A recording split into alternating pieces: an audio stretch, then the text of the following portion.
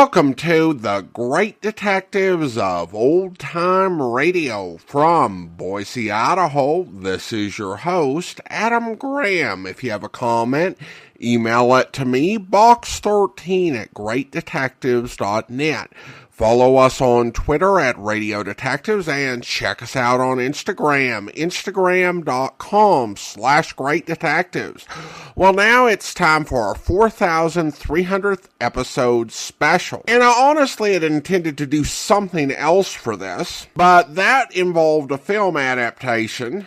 And I really didn't have time to watch the film and really give that attention it deserved. So hopefully we'll do that for our 4,350th episode. So I chose something that was original to radio, and it's an episode of Suspense. And it's from an era that we haven't featured too much on the podcast. We've generally played episodes of Suspense from the Hollywood era, in particular the 1940s and early 1950s. This is an episode that comes after Suspense had returned to New York in 1958. This episode originally aired November the 13th, 1960, and the title is The Man Who Murders People.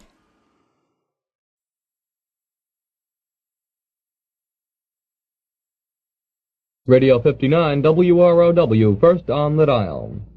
And now, another tale well calculated to keep you in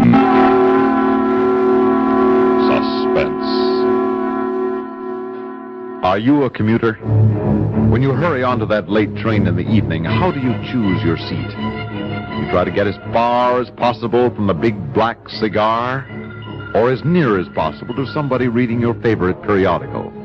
Next time, look out. You may be sitting next to the man who murders people.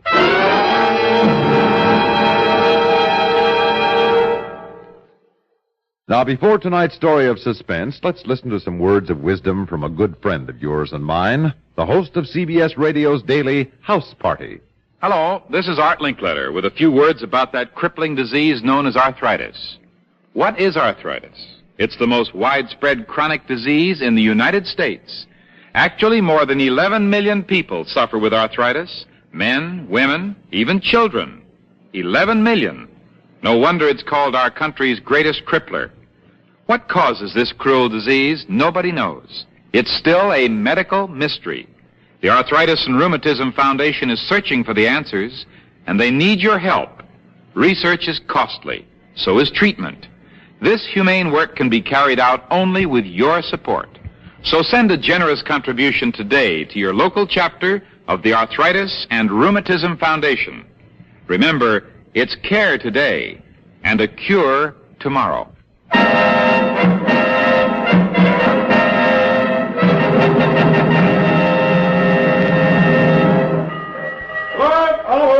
Train now leaving for East Roanoke, Newbury, Roseville, Milford, all right? Wait, please. Hold it, conductor. You made it. Here, step up. Oh, I thought I'd never... Watch it, miss. Your bundles. Look at it. Oh, my package. Stay right on there. I'll get them. Oh, here's your hat box and thank you. newspaper. Well, no wonder you girls stumble wearing those spike heels. My purse. Where's my purse? Right here. Don't worry. Give it to me. Hey, watch it. You'll dump the stuff again. Here now, 2 boxes. I guess that's everything. As though I didn't have enough to worry about. Everything has to go wrong at once. Take it easy, miss. You caught the train. That's something. Oh, I wish I didn't have to take it. Well, too late now. Board! Over! I wish I didn't have to take it.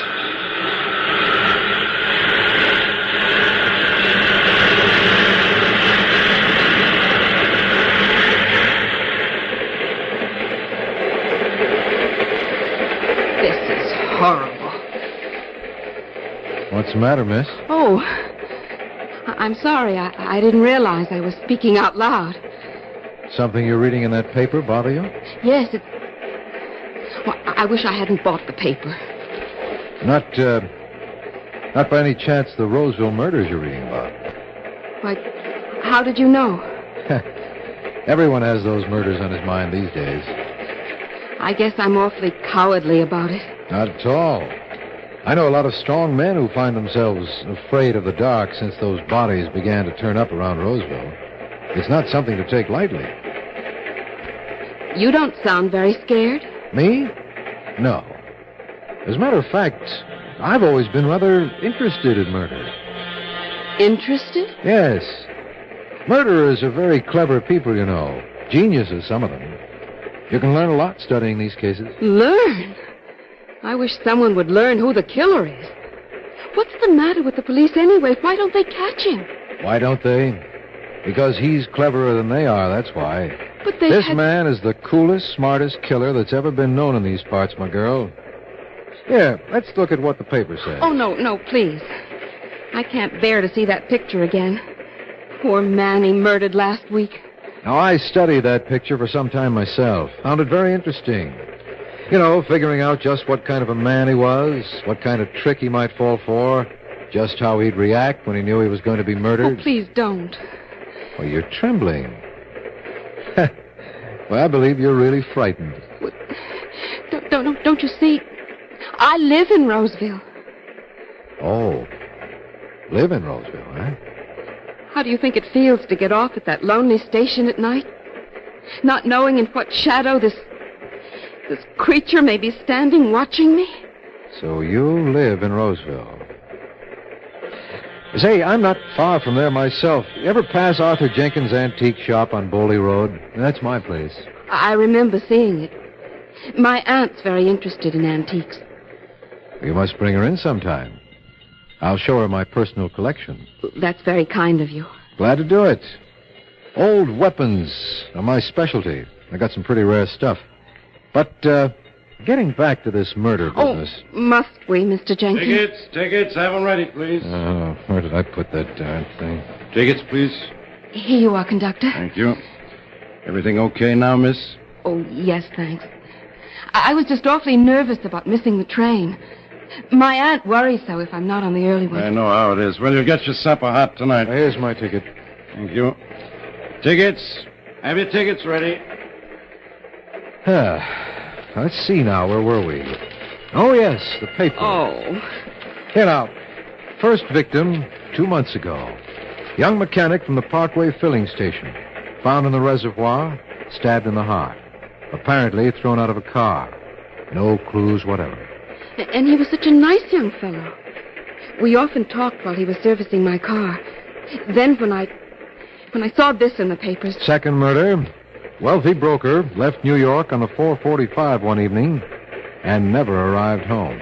And then, just like the poor mechanic. Body turned up 3 days later at the foot of the Mill Road embankment.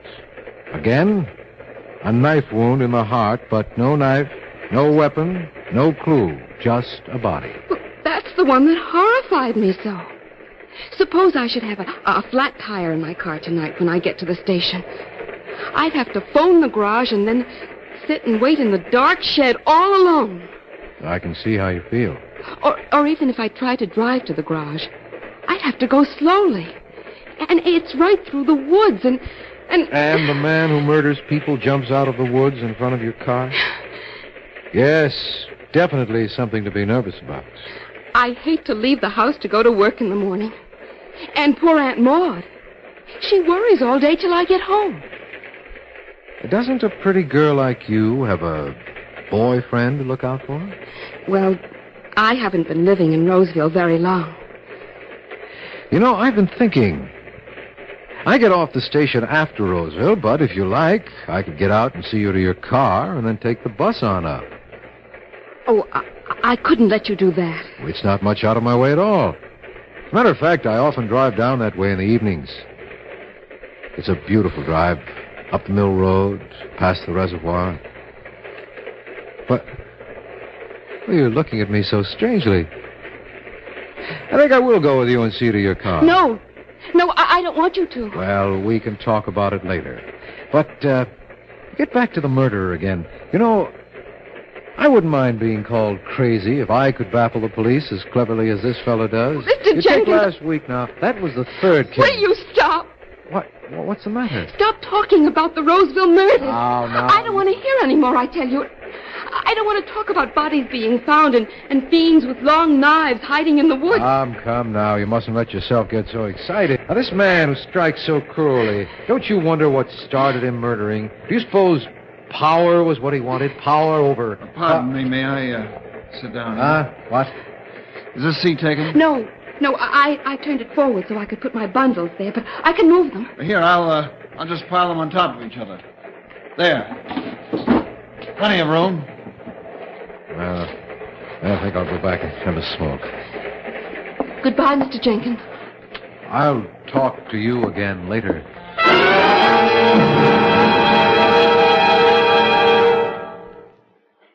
In just a moment, we will return for the second act of Suspense.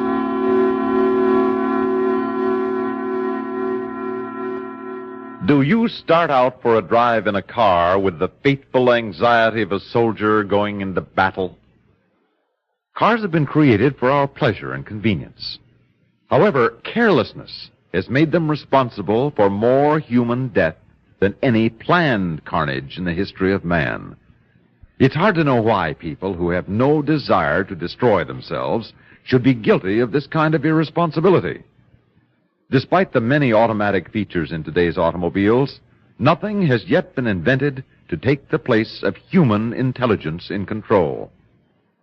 Whenever you take your car out, whether for an errand in the neighborhood or a long trip on the highway, remember, it takes only 1 split second of inattention on your part to make all the safety features of your car meaningless, to turn the whole comfortable, luxurious machine into a weapon as personally destructive as any H-bomb. Drive with constant caution, common sense, and courtesy. Keep your car from destroying you.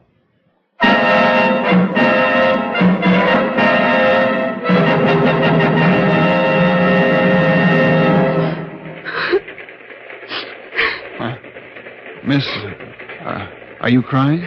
No, it's nothing. Oh.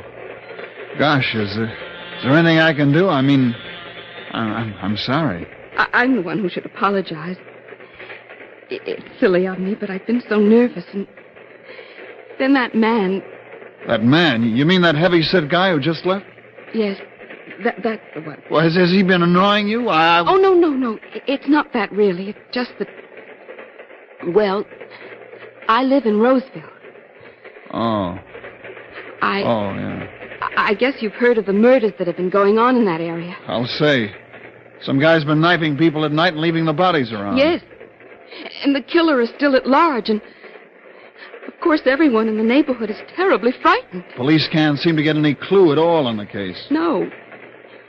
And the papers are so full of it that it's hard to put the ghastly thing out of your mind. But about this guy who was sitting here... Well, that's what I'm getting at.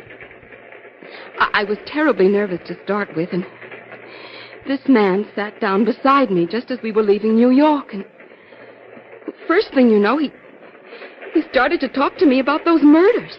He's got a charming approach. I didn't want to talk at all, especially about that, but he couldn't stay off the subject. And?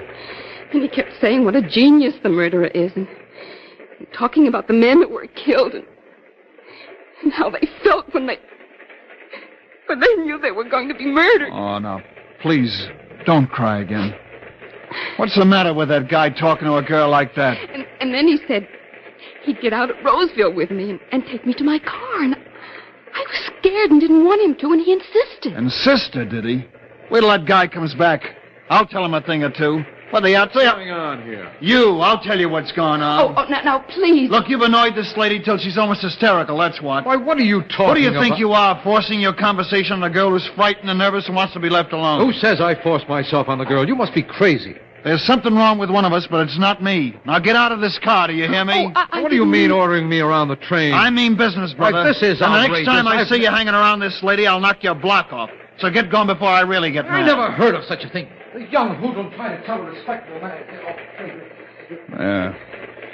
I don't think he'll be any more bother. I was sure he was going to hit you. Having a little trouble up here? No, it's all right, conductor. Fellow was a bit annoying to the lady, but nothing serious. We we straighten it out. I don't know if it's the murders or what, but this Roseville run sure is hard on the nerves lately. Guess all your passengers are a little jittery up here. A guy annoys girl, lady smacks another lady's kid, man breaks a window because it won't open. I don't know. Well, that's that. All quiet? Uh-huh.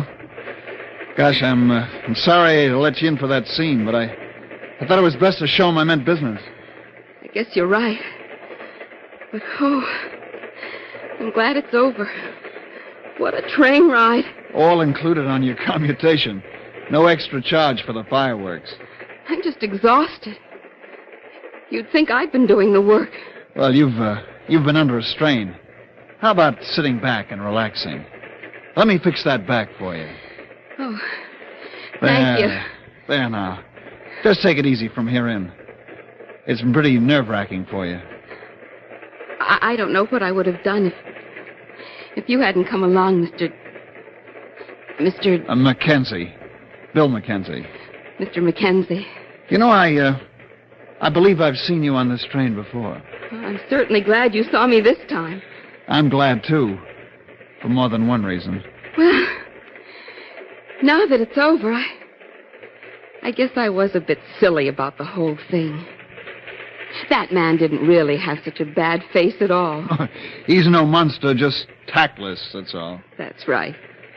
But me with my frayed nerves waving in the breeze, I'd suspect a rabbit of being the Roseville murderer if I met one on the mill road in the dark.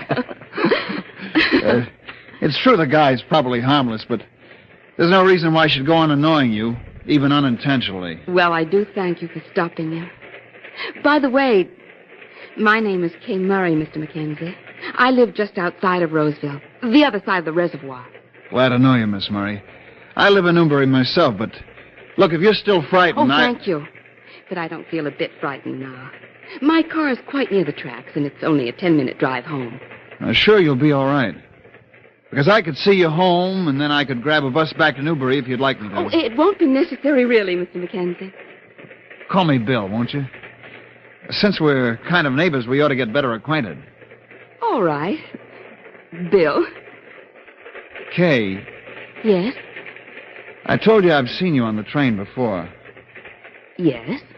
Well, to tell the truth, I've noticed you particularly. That's flattering. And since luck has brought me your acquaintance, may I take the advantage of it and suggest I'd like to see you again sometime? Well, Well, how about dinner or a show some night? Or whatever you'd like to do. I'd like to, but... Well, it's kind of sudden, Kay, but please say yes. Well, you might come up to the house some evening and meet my aunt. You mean when I have a stamp of approval, we can go on from there? That's about it. It suits me fine. Let's see, this is Wednesday. How about tomorrow night? Afraid I can't make it tomorrow. Oh, Friday, then. Friday will be all right. About 8 o'clock. Newbury. I've got to get off here. Now, if you're sure you don't want me to ride up with you. Oh, no, thanks, Bill. I'm not scared anymore. How about your address, Kay? Oh, I'm on Ferncliff Road, number 42. It's a big white house just off the Mill Road. I'll find it, all right. See you Friday, Kay. Bye.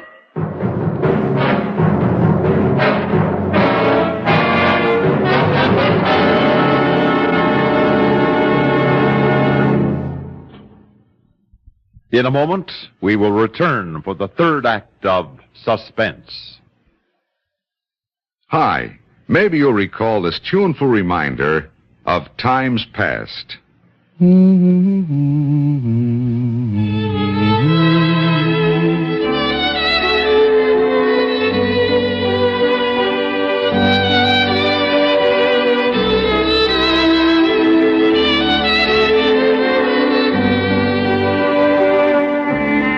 This is Dennis James with something else worth remembering. It's this. You're so right to stay regular with Kellogg's All-Bran. See, it's the normal, natural way to youthful regularity. The whole brand content of Kellogg's All-Bran supplies your system with all the bulk-forming food that you need every day. There's only one All-Bran. It's Kellogg's All-Bran. So relieve irregularity from lack of bulk, as millions do, with a bowl full of Kellogg's All Bran each morning. ALL-BRAN. It's Kellogg's All Bran.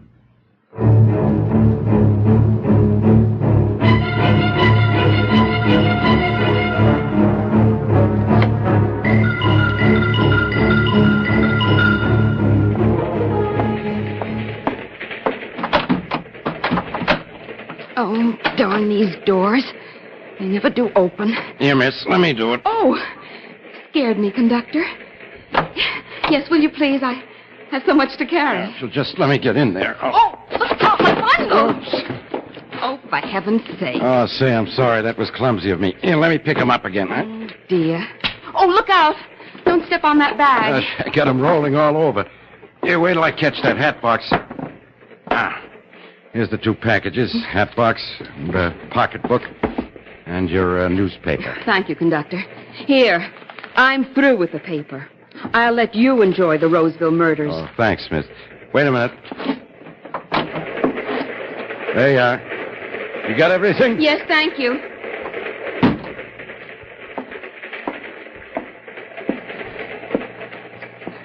May I sit down? Why, certainly. What? Why, what do you want? I want to apologize to you, Mr. Jenkins. I've been feeling dreadful about that young man being so hasty with you.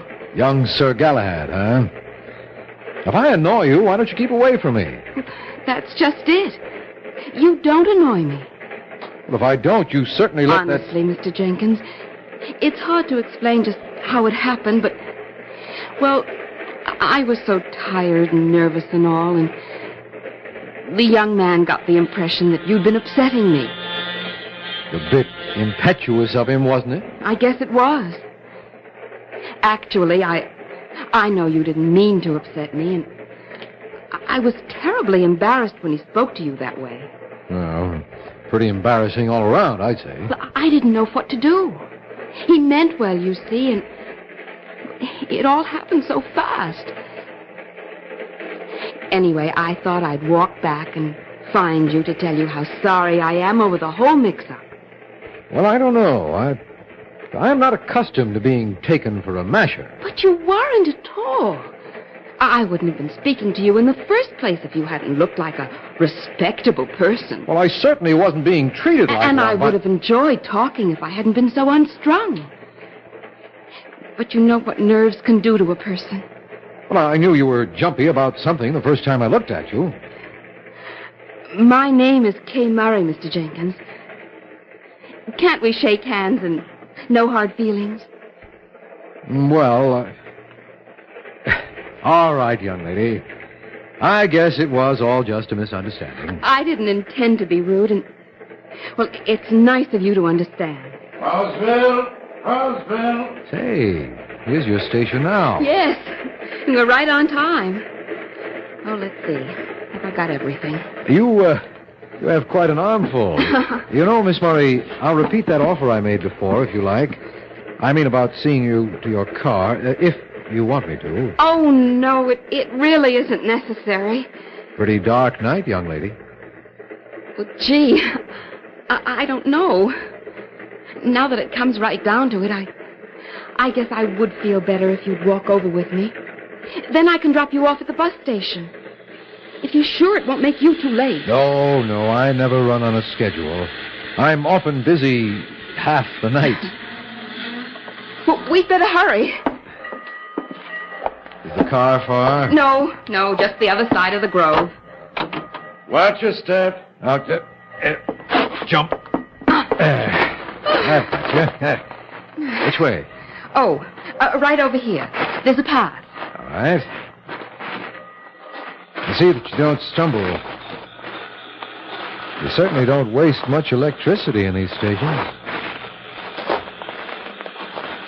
Now, this is the bad part. In through the trees here. Well, I'm glad you came. It's dark, all right. And quiet with the train on. Say, did you hear something? What do you mean? There it is again. Let's stop a minute. Hear it? There's someone following us. I don't hear a thing. It must have been the trees. Wait. I could have sworn... Well, maybe not. Let's go. Oh, gee. You really had me worried for a moment. Strange what tricks mental suggestion can play. Very strange. Why, there probably isn't a living soul within half a mile of here. Not at this time of night. Now, if I'd been alone and thought I'd... There he is! Look, between the trees! Oh! Stand still, both of you. He's got a gun, Kay. Stand still. No! No, it can't be! Not a move, you hear? It's not too dark for me to shoot straight. You! Who is it? It's the conductor on the Roseville train, Kay. Oh! If you'll just step back on the path and put your hands over your head. No! No, you'll Don't never... run, Kay. He'll shoot. You'll never get...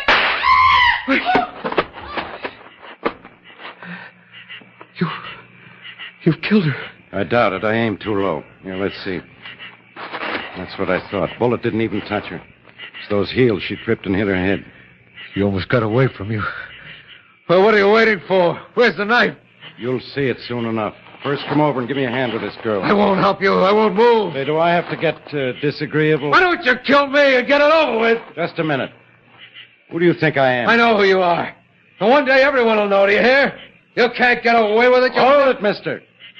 I happen to be riding that train as special investigator. What? This gal dropped her purse boarding in Grand Central and was so edgy about it, I began to wonder what was inside. I managed to spill her bundles later and get a quick look in the purse while retrieving them. Then I remembered the madman's third victim was last seen walking with a pretty girl. Well, why do you think I followed the two of you? I don't know. What was in the purse? You ever see one of these? A pruning knife. You never know what's turned a normal mind into a crazy whirlpool of hate. Oh. Me? I would have been the fourth victim. My purse. Where is it? You're trading it for a pair of bracelets, sister. I never thought the man I was after would be wearing spike heels.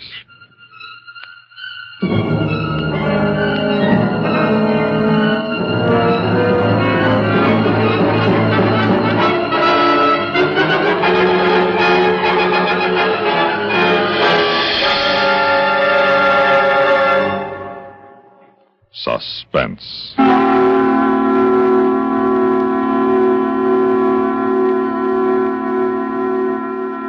You've been listening to The Man Who Murders People. Written for Suspense by Mariana Norris. In a moment, the names of our players and a word about next week's story of Suspense. Ever stop to think about this? Radio is the swiftest, most flexible news medium. In addition, as veteran CBS newsman Lowell Thomas observes, I wonder if you are taking full advantage of something that radio can do best of all. That is, keep you informed on national and world events. The Daily Human Show. That's what I'm here for. And I hope that you will join me each evening for a fast swing around the world. Lowell Thomas, each Monday through Friday night at this radio address. Now, here's news about CBS News. Soon, broadcasting's foremost news service brings you twice the coverage, double the detail, double the depth. Starting Monday, November 28th, each weekday, CBS News goes double for you for a full 10 minutes every hour on the hour. The first word in speed, the last word in accuracy. CBS News goes double for you soon on CBS Radio.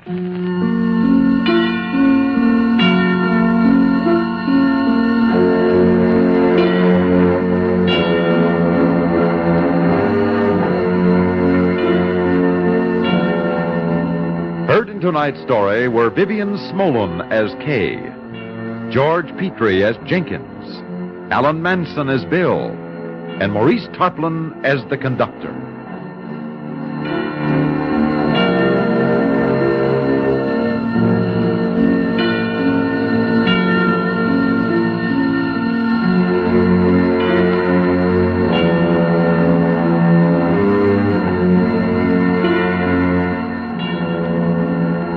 Listen again next week when we return with Night on Red Mountain by William N. Robeson.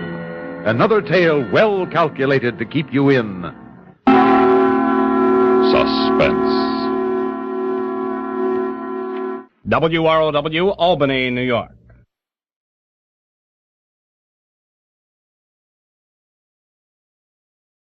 Welcome back. It should be noted that 2 weeks after this episode was aired, that Suspense was canceled, which shows that the end of the golden age of radio wasn't driven by a decline in quality. And of course, Suspense would return 7 months later to close out the golden age of radio along with yours truly, Johnny Dollar. This was just a tremendous script. And really, all of the actors in it hit it out of the park. Just great performances all around. Now, of course, 2 of those actors we know pretty well on this podcast. Maurice Tarplin, who played the undercover man, was Inspector Faraday on Boston Blackie, which I guess was my one reason in doubting his conclusion. And then, of course, George Petrie has played the lead in a couple series, but has also done a lot of guest acting in New York-based radio series, as well as recurring roles. Most recently, we heard him as D.A. Markham on Philo Vance. Now, I don't recall hearing Alan Manson before, nor Vivian Smolen, but Vivian Smolen was actually quite an experienced New York radio actress. She had 2 very prominent soap opera roles. She played the daughter of Stella Dallas on that series. In addition, she took over the lead role on Our Gal Sunday in 1944 and played it until the series went off the air in 1959, actually acting opposite Carl Swinson for nearly a decade. Now, while this particular performance was a different role than her soaps roles, she definitely channeled some of that energy into her performance, and it really does work. And for me, I think that I suspected each of the 4 characters on stage throughout the performance, but I didn't suspect her until the last act. Again, I thought a really brilliant episode of Suspense, and I hope you enjoyed it as well. And hopefully we will get to the episode that I intended to do sooner rather than later. Well, now it's time to thank our Patreon supporter of the day. And I want to go ahead and thank Philip. Philip has been one of our Patreon supporters since June of 2023, currently supporting the podcast at the rookie level of $2 or more per month. Thank you so much for your support, Philip, and that will do it for today. If you're enjoying the podcast, please follow us using your favorite podcast software. Join us back here tomorrow when we begin our regular weekly lineup with the Falcon, where... What's the matter? You afraid to meet him? Why, No. Careful, Foster. Slugging me is no way to get me to work for you. Everybody thinks I'm scared of Cortez. Look, I want to meet him, you understand? I've been ready right along, only Whitney wouldn't sign me up. Whitney's your manager? Yeah. So, Whitney's scared of Cortez. He said Cortez wouldn't draw flies. Well, maybe you will after Cortez gets through with you. Funny man. I ought to... Now, look. You came here to get me to help you out of the fight with Cortez. You can't expect my overwhelming admiration. You got it wrong. I just want a fair fight. When I lick him, I don't want nobody saying that he took a dive. That's not the way you put it before. Well, that's the way I meant it before. Now, you're going to take the job, or ain't you? You want me to check with Cortez's girl, find out if she was telling the truth about Rich? Huh? Yeah. Well, why not just report what she said to the commission and let them investigate? Well, I don't want to stick my neck out if she's lying. Mm-hmm. What's the girl look like? Oh, really? Yeah. All right, Foster. I'll take the job. I hope you'll be with us then. In the meantime, do send your comments to box13@greatdetectives.net. Follow us on Twitter at Radio Detectives and check us out on Instagram, instagram.com/greatdetectives. From Boise, Idaho, this is your host, Adam Graham, signing off.